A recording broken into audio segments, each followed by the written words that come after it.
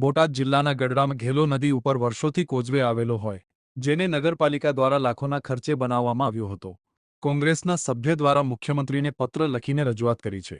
20 દિવસ પહેલા તૈયાર ઘેલો નદી ઉપર રમાઘાટ ઉપર કોઝવેમાં થયેલા આરસીસી રોડને પગલે કોંગ્રેસે પ્રહાર કર્યો છે.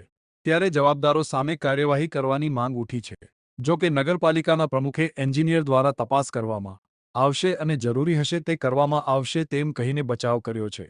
લોકોની માંગ છે કે બોગસ કામ કરનાર સામે કડક કાર્યવાહી કરવામાં આવે.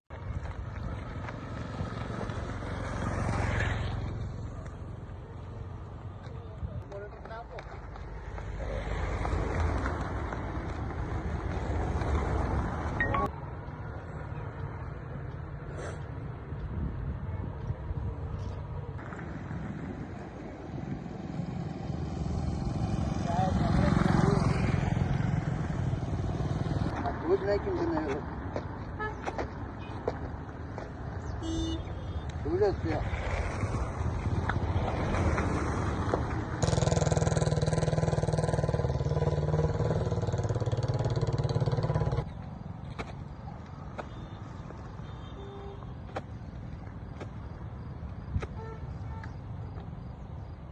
અરવિંદભાઈ ચાવડા. રોડમાં એવું છે, રોડ બનાવ્યો અને 10-15 દિવસ થયા છે. રોડમાં ધૂળ ધોવા આવ્યા ને ત્યાં રોડ ધોવાઈ ગયો અને ધૂળથી જ બનાવેલો છે. પગ અડાડો ત્યાં ખરી જાય છે અને ખાડા પડી ગયા છે. શું માંગ શું તમારી? માંગ અમારી આ એ જ છે કે આ રોડ બીજો બનાવે અને આ રોડનું બિલ મંજૂર ન થાય. ભ્રષ્ટાચાર સિવાય કાંઈ કરતા નથી. અંદાજે 10 લાખ રૂપિયાનો ખર્ચો બન્યો છે.